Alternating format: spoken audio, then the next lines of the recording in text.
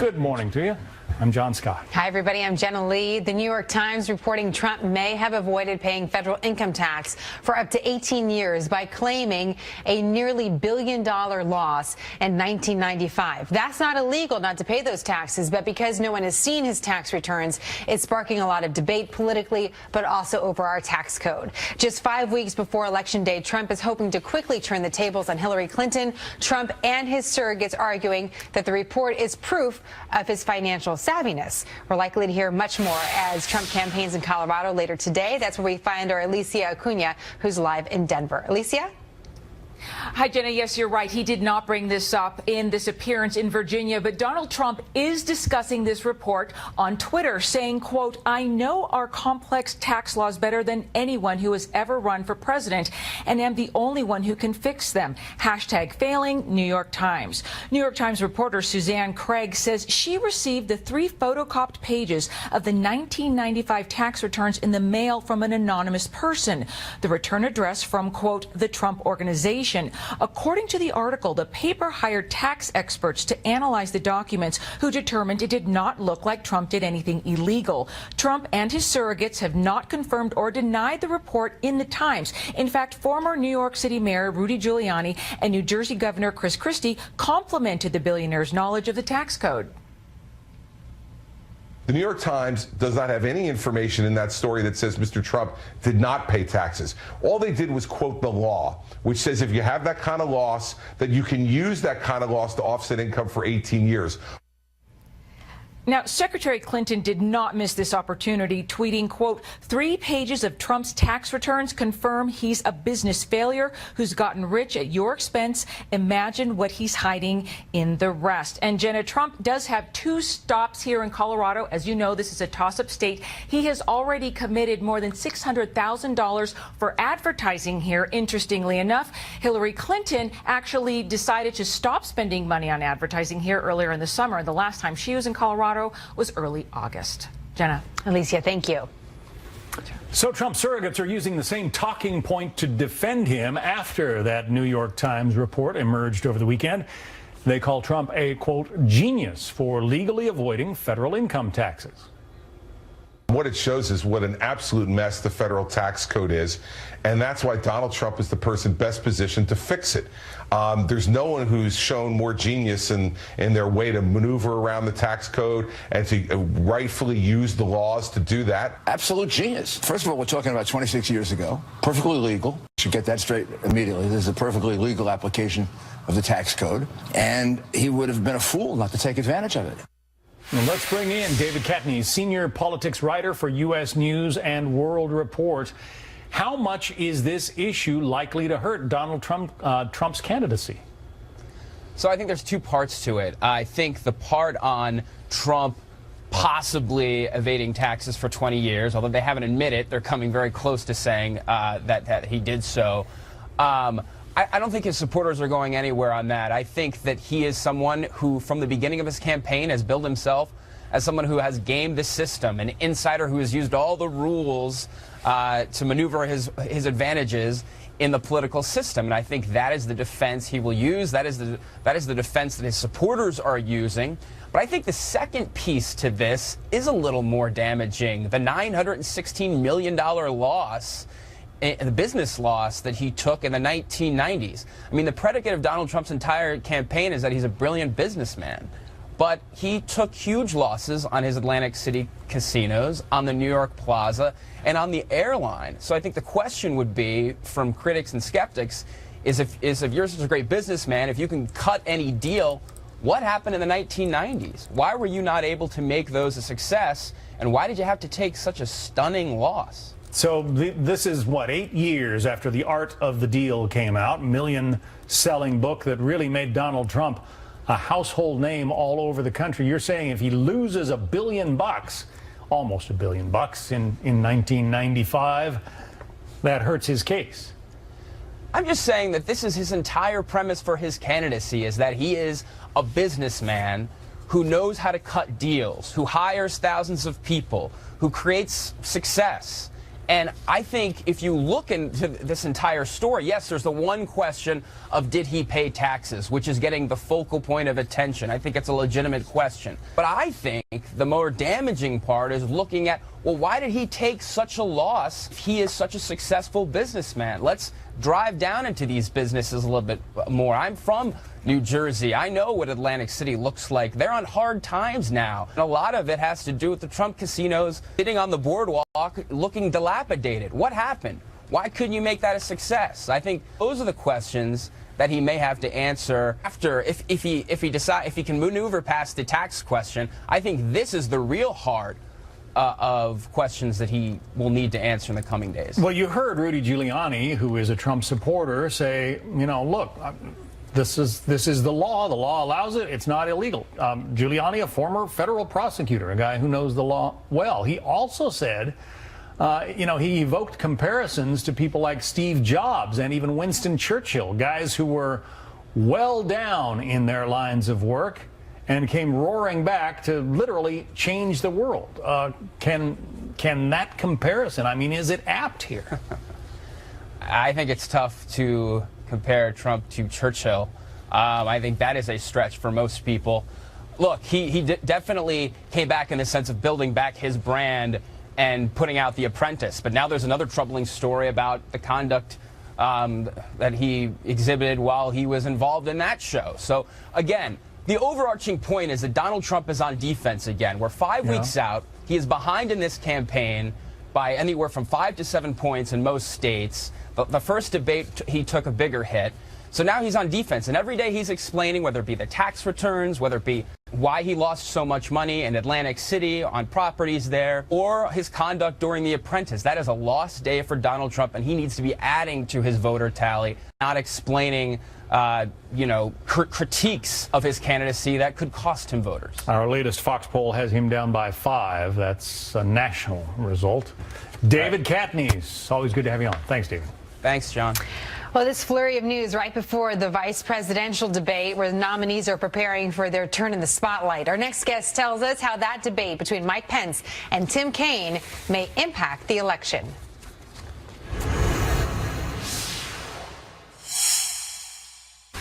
I served with Jack Kennedy. I knew Jack Kennedy. Jack Kennedy was a friend of mine. Senator, you're no Jack Kennedy.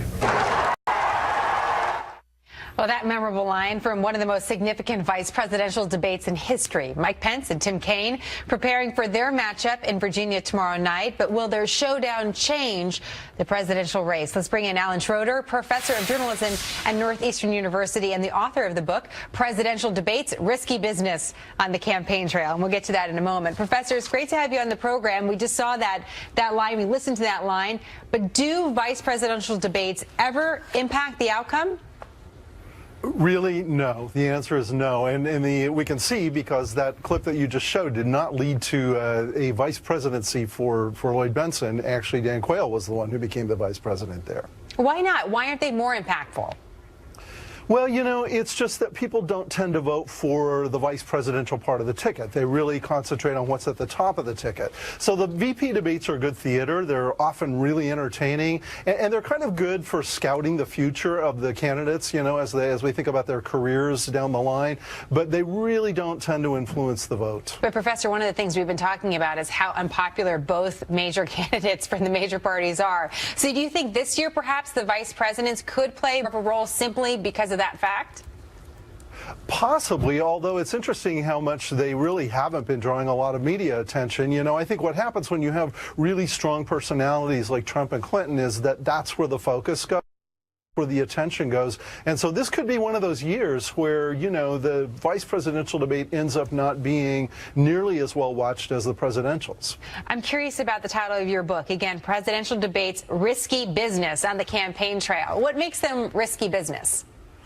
Well, it's risky because it's live TV. As you well know from working in live TV, anything can go wrong and often does. So for candidates who are so used to being choreographed and under control all the time, they're suddenly in this situation that they can't control at all. So they put themselves at a lot of risk. And, we saw the other night with Donald Trump that did not exactly go the way that his handlers probably wanted it to. Live television is crazy. That's for sure. So far, it's going well for us, though, which is a great thing.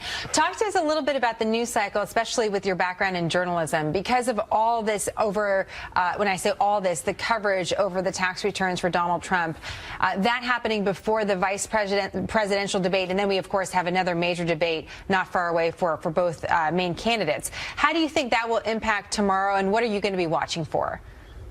Yeah, definitely. I think that the tax issue will be raised during the debate. I'd be very surprised if it wasn't. But what happens in a vice presidential debate is that they're really not debating each other. They're debating against the top of the ticket, the people who aren't there. So Kane's going to be debating against Trump, and Pence is going to be debating against Clinton. And then, of course, as you say, Sunday night we have Clinton and Trump back in a town hall format. Very different feel from what we saw last week, with the citizens asking the questions.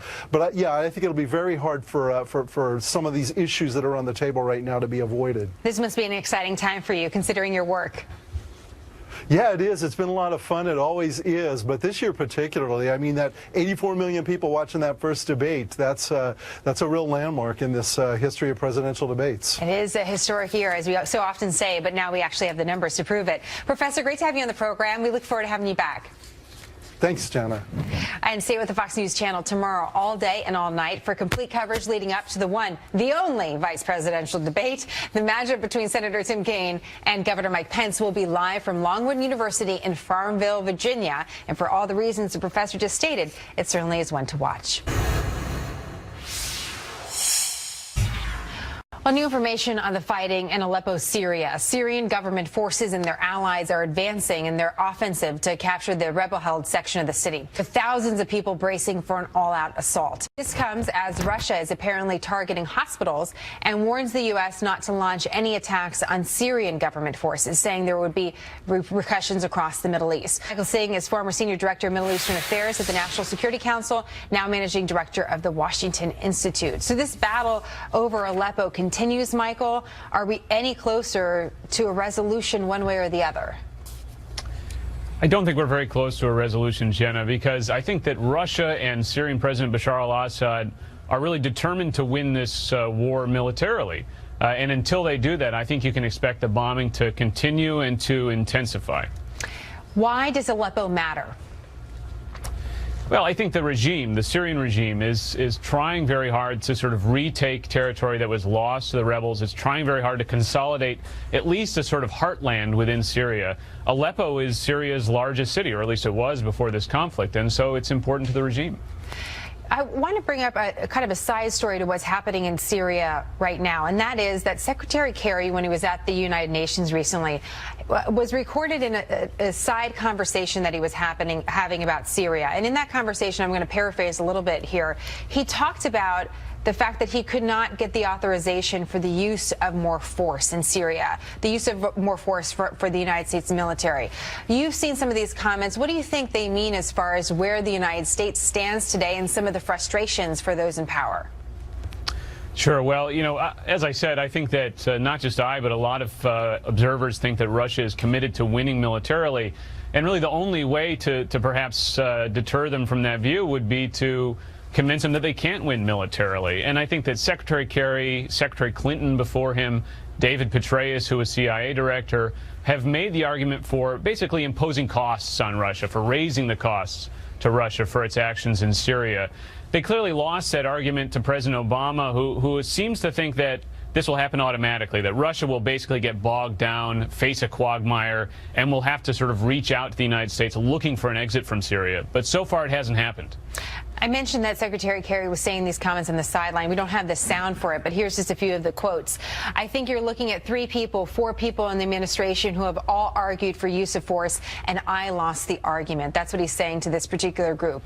Because you talked to us a little bit about President Obama's philosophy on this, what do you think a new president, whoever it might be, can bring to this I mean, quagmire probably still fits, doesn't it, Michael, talking about the current state of Syria right now?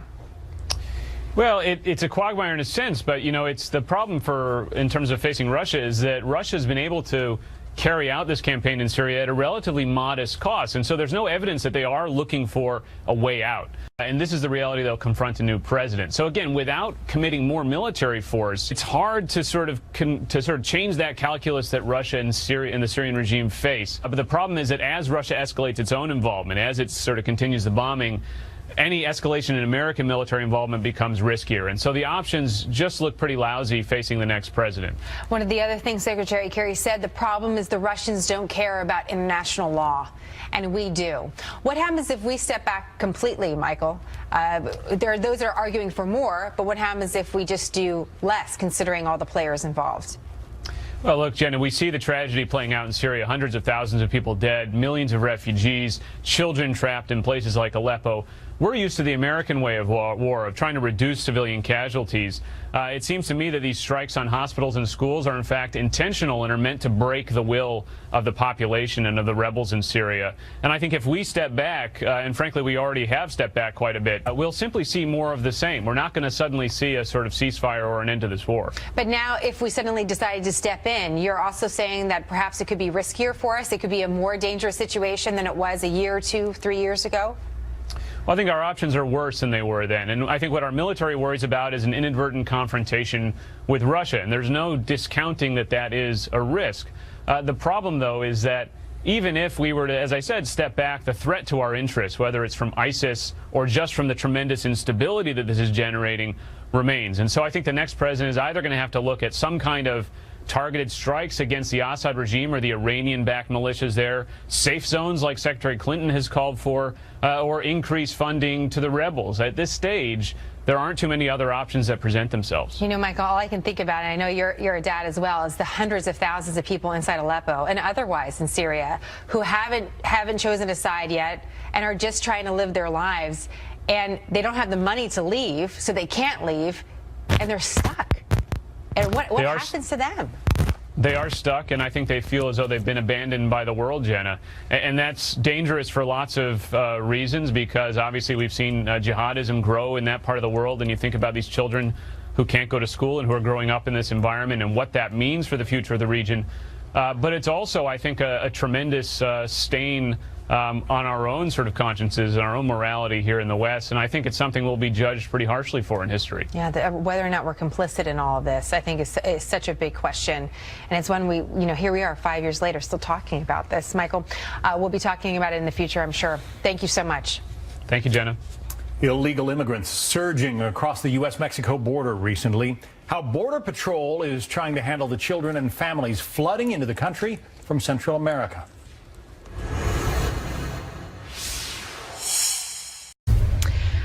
Well, the number of people crossing the U.S.-Mexico border reaching another record high. Border Patrol says there's a new surge of unaccompanied minors and families entering the country illegally as violence continues in Central America. Casey Stiegel's live in Dallas with more.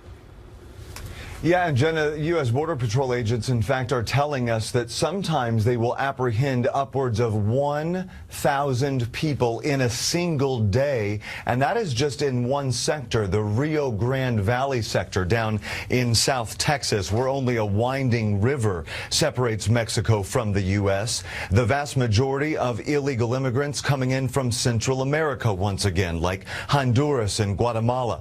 But if you thought the numbers in 2014 were high, well, here's a comparison. In that year, more than 66,000 family units were apprehended. And look at that. So far this year, it has already exceeded 2014 numbers with more than 68,000 apprehensions, according to Customs and Border Protection. Detention centers are full once again with mostly women and children. Once they are processed, they are given a notice to appear before an immigration judge at a later time, and then they're sent to live on U.S. soil. They're coming to your towns, they're coming to your schools. Granted, a lot of folks are hardworking and they're looking for opportunity. Not everybody is in that category. I think 20% of those we catch have some type of criminal history, and that's just what we catch. Volunteers like Catholic Charities of the Rio Grande Valley see this as another humanitarian crisis, and instead of judging, Sacred Heart Church has set up shop Their goal is to help these immigrants in a time of need.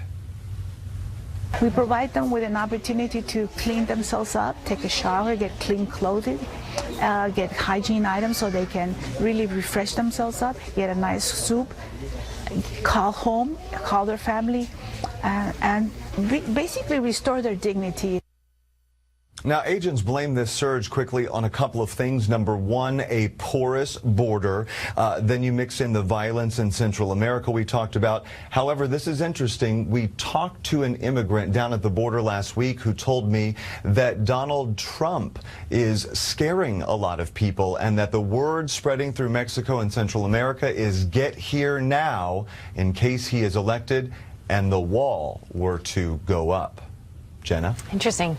Casey, an important story to watch. Thank you very much. And we'll be right back with more happening now. Leaked tax documents from Donald Trump and audio from Hillary Clinton are now public, but it appears to be business as usual on the campaign trail for either candidate today. Clinton is in Ohio this hour gearing up for a speech on the economy. Trump is heading for Colorado, where he'll hold a couple of rallies tonight. This as their running mates prepare to square off on the debate stage tomorrow in the swing state of Virginia. We have live Fox team coverage. Fox News contributors Joe Trippi and Karl Rove are standing by with their analysis. But first, let's get the latest from the campaign trail. Blake Berman is following the Trump team, but we begin with Rich Edson in Hillary Clinton's adopted hometown of Chappaqua, New York. Rich? Hey, good afternoon, Jenna. And Hillary Clinton has just landed in Ohio. She has two events there today, one in Toledo, one in Akron. Ohio is one of those contested swing states that could decide the outcome of this election, as Ohio has in previous elections. The Real Clear Politics average of polling shows a very tight race there right now, with Hillary Clinton trailing by about 2 percentage points to Donald Trump. In Ohio, a campaign ad says Hillary Clinton will discuss the economy. She will also join Democrats and Republicans in Congress who have slammed Wells Fargo and Mylan Pharmaceuticals of late. Wells Fargo was charged and said that it created unauthorized accounts to boost its sales numbers. Mylan Pharmaceuticals creates EpiPens, sells EpiPens, and that price has increased hundreds of dollars over the last several years. So that campaign aide says that Clinton will announce a plan to make it easier for consumers and the government to confront and take action against what they call bad corporate actors. Certainly sounds like a page out of Bernie Sanders' campaign playbook. Sanders continues to campaign for Hillary Clinton as Clinton tries to make sure that his voters show up and support her on Election Day amid concerns that they will not. Sanders is also reacting to that story over the weekend, the leaked audio that came out of Hillary Clinton describing why it is younger voters support Bernie Sanders. She gives the example of a barista or somebody with a college degree living in their parents' basement who does not get the job and cannot get the job that they want, and saying that's the reason why they've turned to Bernie Sanders' political revolution. Sanders' response? She's right. What she was saying there is absolutely correct. That is, you got millions of young people, many of whom took out loans in order to go to college, hoping to go out and get decent paying good jobs. And you know what? They're unable to do that. Sanders is campaigning for Clinton in Iowa today. Meanwhile, in Ohio, Hillary Clinton has just picked up a local endorsement, that of LeBron James, though a campaign aide says not to expect the NBA champion to spend the afternoon with her in Akron, which is his hometown, where she's giving an event. Back to you. We'll watch her there. Rich, thank you. Republican candidate Donald Trump on defense says new revelations about his taxes raise questions about transparency and his business record. The New York Times reports Trump might have legally avoided paying federal income tax for up to 18 years by claiming almost $1 billion in losses in 1995. Just 5 weeks before Election Day, Trump is hoping to quickly turn the tables on Hillary Clinton as he campaigns in Virginia and Colorado today. Blake Berman, live in Washington with more. Blake. Hi there, John. And there was no mention whatsoever of that New York Times article earlier this morning at Donald Trump's first public appearance of the day.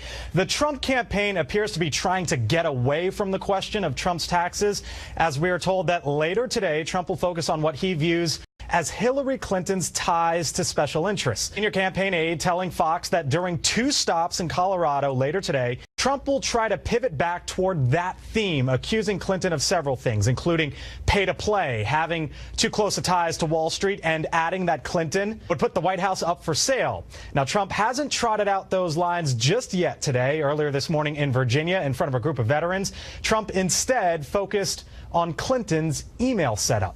We don't want to have any servers in the basements, by the way, folks. Is anybody here? Has anybody in this group? I know our congressman hasn't done it. Has anybody put a server in their basement? Oh, boy. Now, Trump is also getting some criticism right now for a comment that he made at that event about vets and mental health problems. Trump telling those in the room, quoting here, "You are strong and you can handle it, but a lot of people can't handle it." What the critics are focusing on is why he said some are strong, but others necessarily might not have been able to handle those mental health issues.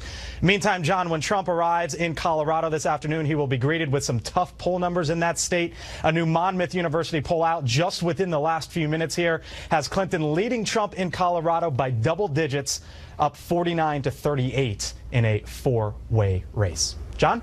Blake Berman reporting live from D.C. Thanks, Blake.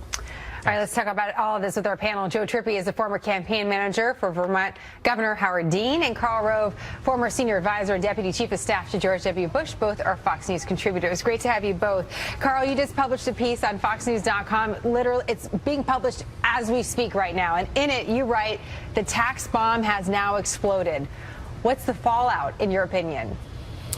Well, I think it depends on how this is litigated over the coming week. I think it's a mistake for the Trump surrogates to go out and say, oh, he's a genius. That suggests that he found some special way to jimmy the tax code to his advantage. I think it'd be better for them just to come forward and say, look, our tax code says if you have losses and you're filing, you can take those losses and use them to offset for future income. Otherwise, we'd have small businesses that were losing money but still having to pay taxes on non-existent profits. So I think they ought to be just sort of straightforward about it and say, of course, he had big losses from casino and other business.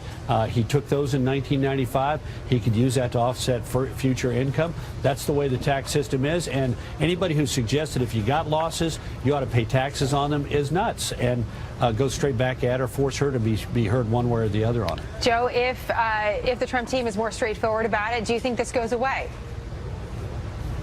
No, I don't think it's going to go away. I think I agree with Karl. I think they've totally mishandled it and sort of played right into where the Clinton campaign wants to go, which is, you know, he got this huge, almost $1 billion tax break, and now his tax proposal is to get rid of the estate tax or change the estate tax, which saves his family even more billions. So they're going to keep pushing this and pushing it, and they've got to come up with a better response. I don't think this "he's a genius" thing is helpful right now. You know, if you look at it, the list of quote-unquote bombshells for both candidates during this election cycle, it's actually insane. I was trying to list some of them. Hillary Clinton, you have the pay-to-play scheme for the foundation. You have questions over a personal server in Benghazi. You have the deplorable comments. You have the fainting episode. For Donald Trump, you have the comments about women, the beauty queen, the apprentice, the tax returns. You have the debate on the birther issue. I mean, we're still several weeks away from the election, Karl, so I wonder how timing comes into this and what else is there out there for either of them. Well, we don't know, but there's likely to be more. On her side, we're likely to have emails. We're being promised a dump from WikiLeaks. But look, here's the deal. These things are, it depends on how you respond to them. She brought up the Miss Universe candidate, the winner, beauty contest winner during the debate. That would have been gone next day had not Donald Trump then spent Tuesday, Wednesday, Thursday, Friday, and part of Saturday talking about it and defending himself on an issue where that is not consequential, where he doesn't look good, where he only makes himself look bad, and most important of all, chews up valuable time. We're at that point in the campaign where the most valuable asset is time, and he chewed up basically 5 days talking about that sideshow issue instead of prosecuting the case that he stands for change and she represents the status quo. So it's going to be interesting in the remaining days of the campaign, roughly 6 weeks weeks left, 37 days. Going to be interesting to see how they handle the events that intrude into the campaign and whether they have the discipline to force the dialogue back to their main theme, in his case, change, and hers, qualification and experience, and whether they're able to do that. You know, we want to talk a little bit more about Hillary Clinton, Joe, but I'm also seeing some breaking news from the New York Attorney General's office. This just coming into our newsroom, that the New York Attorney General's office has issued a notice of violation directing the Trump Foundation to cease and desist asking for money in the state of New York. So you have this coming up about his foundation, but of course you have questions about the Clinton Foundation as well. So to Carl's point, here we are 37 days before the election. Anything can still happen. Does any of what we're talking about right now impact the undecided voters 37 days from now? Oh, absolutely it does, and it's just going to get worse, in my own view. Look, you got two people with huge negative ratings, and at this stage of the game, I don't think either of them are likely to heal very much of the concerns people have about them.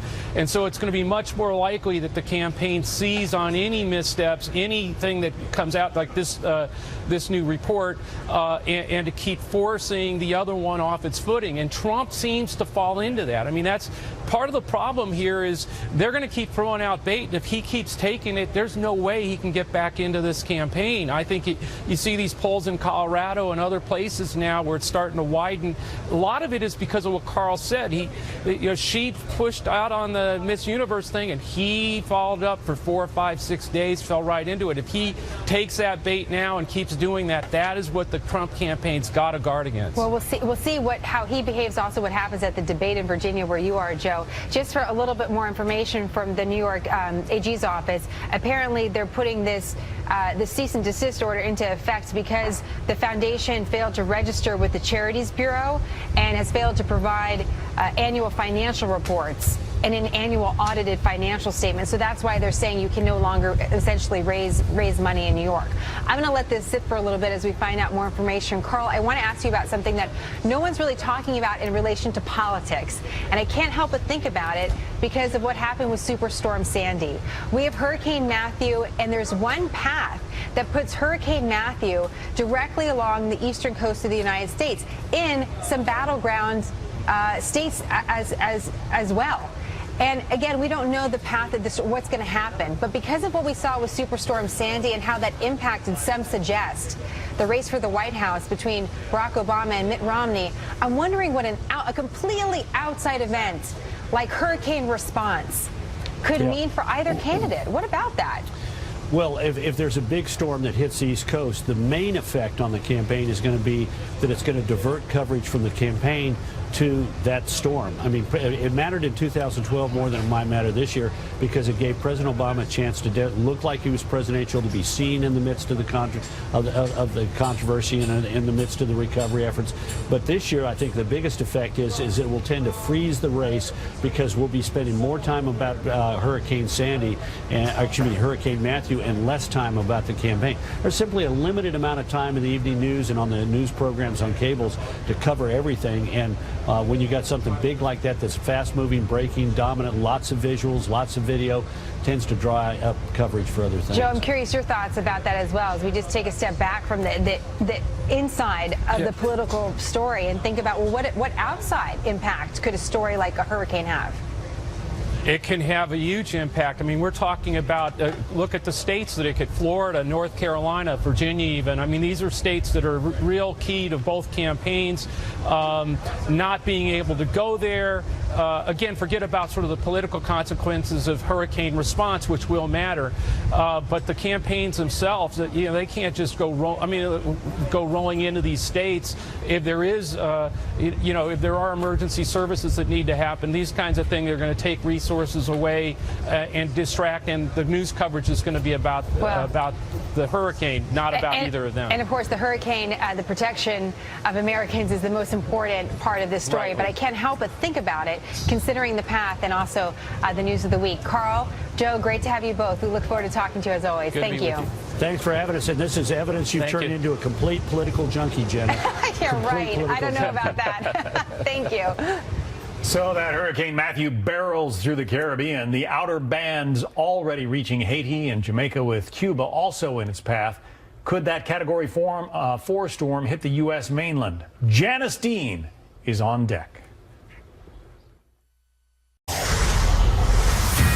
Fox News alert, and very powerful Hurricane Matthew is moving northward. That Category 4 storm on a collision course with Haiti, Jamaica, and Cuba. And there's a big question mark about the U.S. East Coast. Our senior meteorologist, Janice Dean, is live in the Fox Extreme Weather Center. How's it looking, JD? Oh, John, Scott, this is going to be a potentially catastrophic storm for Haiti. Looking at the visible satellite imagery, I mean, just to admire the structure of this storm, it's not often that you see a strong Category 4 storm. And I mean, this is beautiful to look at. Unfortunately, it's probably going to be a disaster for our friends in Haiti, where they could see upwards of 30 to 40 inches. Flash flooding and mudslides could be detrimental to this very poor region. So Haiti, Jamaica, Cuba, Bahamas, hurricane watches and warnings in effect. We're pretty good agreement here on what's going to happen in the next 12 to 24 hours. The worst side of the storm, the right front quadrant, moving over Haiti. I mean, again, this could be catastrophic. The last time they saw a storm of this strength moving from the south was Hazel back in 1954, and they remember that because close to 1,000 people died. I mean, so this is really major. We're going to be following this, and your prayers are needed for folks in Haiti. So 30 to 40 inches. I mean, this is just, incredible and a disaster in the making. The forecast track, what happens after that? Well, it maintains its strength. Major Category 4, then even a 3 into the Bahamas. Water temperatures are so warm here. That's what the fuel that this storm needs to continue or maintain its strength. And then as we go further out in time, we're talking Saturday here, still hanging around the East Coast, the eastern seaboard. So I keep saying anywhere from Florida to Maine, you need to be paying very close attention to the storm, because past 2 days, we don't really have a grasp on what this storm is going to be doing. But one thing that we're seeing is a trend in the forecast models showing either a hug of the coast or perhaps a landfall of the coastline. And again, the computer models continuing to give us, the track of this storm. This is the GFS. This is the American model. Very strong storm as it moves across Haiti into the Bahamas and then hugs the coastline. I mean, Florida, you need to be prepared here too on Friday, all right? Know what to do. Know your plan. Then Saturday, we're dealing with the potential of a landfall here, and even the Northeast needs to be prepared. So dangerous, potentially deadly storm. And perhaps, John, we haven't seen a major hurricane hit the U.S. in a decade.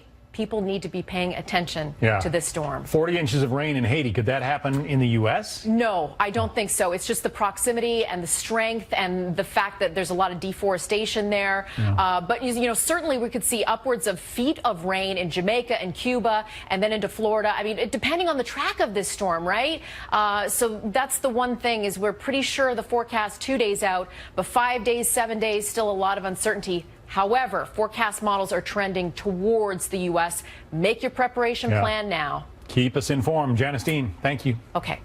A good heads up from JD. Of course, we were talking a little bit about the politics potentially of a major storm as reporters published details about Donald Trump's tax returns. Was there media bias involved in the reaction? Our panel debates next.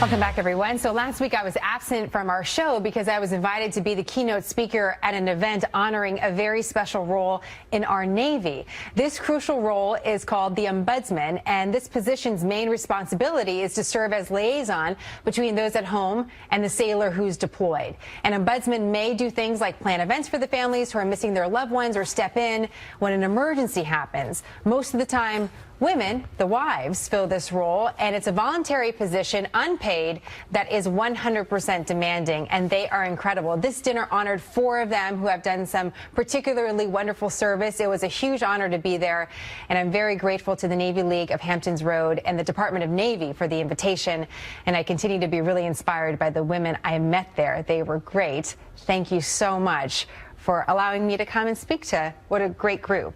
It's all Navy. John. I know you have your Army ties. I do have my Army ties. There is a position, by the way, in the different services that do this, but in the Navy it's called the Ombudsman. So. That is terrific, and they're all volunteers. They're all volunteers, and it really is a full-time job. So my hat's off to them. Got a lot of great ideas on how to build community, even myself. So continue to be inspired by them. Good for them, and good for you for supporting them. Thank you. It was an honor. Well, right now, some new accusations of media bias following the New York Times report about Donald Trump's taxes. Some observers say reporters are having a field day showing their true colors. First up, there was CNN anchor Jake Tapper grilling Trump supporter Rudy Giuliani, with the interview turning into a wild free-for-all. He's the first major party nominee since 1976 to not release his tax returns. If you're proud of that, that's great, but I don't think you should be. And I am saying the way all of you are treating this is a very good indication of why someone might not want to release their tax returns. The headline should have been, Donald Trump takes advantage of legal provisions in tax code. Okay, that's the story. That's an interesting headline. And in a bit of tag teaming, there's this exchange between CNN's Poppy Harlow and former Congressman Jack Kingston. Do as I say, not as I do. That's his tweet. If this is indeed what Trump does, potentially paying no federal income tax for almost 2 decades, would other Americans do as he does? Poppy, I want to go back on one thing. I have a degree in economics. Can you answer that question? Can you answer that question? Because I think you're an under advisor tax to his simplification. campaign. So let's get the media view of this media performance. Aaron McPike is a political commentator and former national political reporter for Real Clear Politics.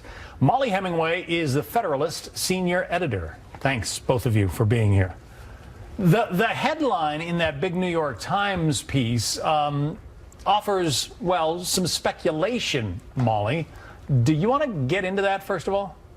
Yeah, it was a really interesting journalistic choice for the New York Times to make. When they broke the story about Hillary Clinton's private email server, they just said Hillary Clinton has a private email server. In this case, they speculated that the nearly $1 billion loss that Donald Trump claimed in 1995 meant something. They extended it and decided what they thought it might have meant over the subsequent decades. We already knew that Donald Trump lost nearly $1 billion. He wrote about it in his bestseller, The Art of the Comeback. So it's not really as big of a news revelation as I think a lot of media types are making it out to be. Aaron, you've worked at a number of media outlets. Are the media being fair or piling on?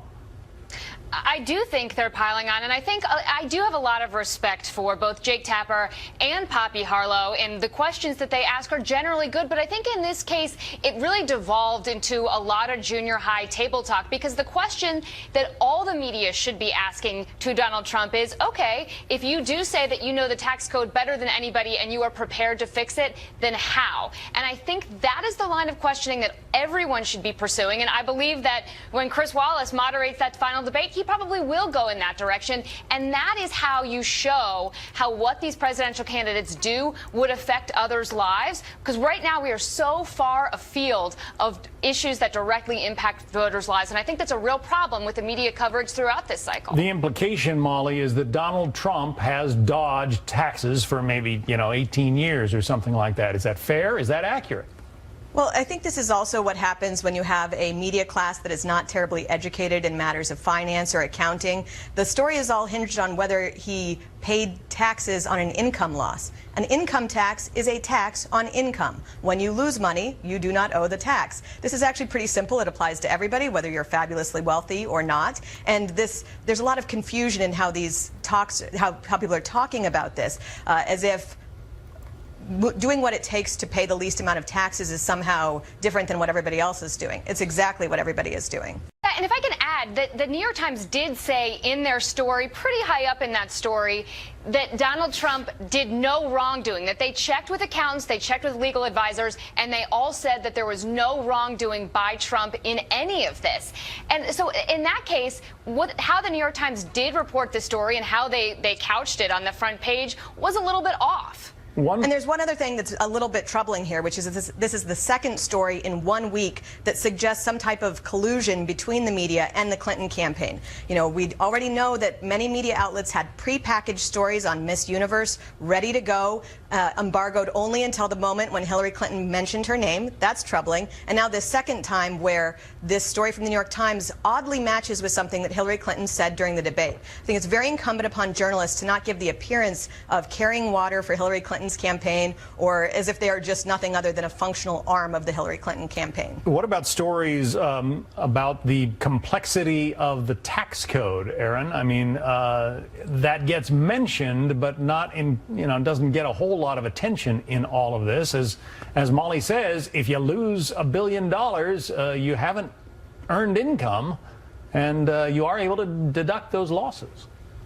Well, and I think that would be another thing for the media to do, to then grill Donald Trump on why he had that $1 billion loss. And as Molly mentioned, he has written about that before, but do another story about that. And as I said at the top of this segment, the media really should be asking Donald Trump, okay, so if you know the tax code so well, let's get into that. And you tell us how you want to fix it.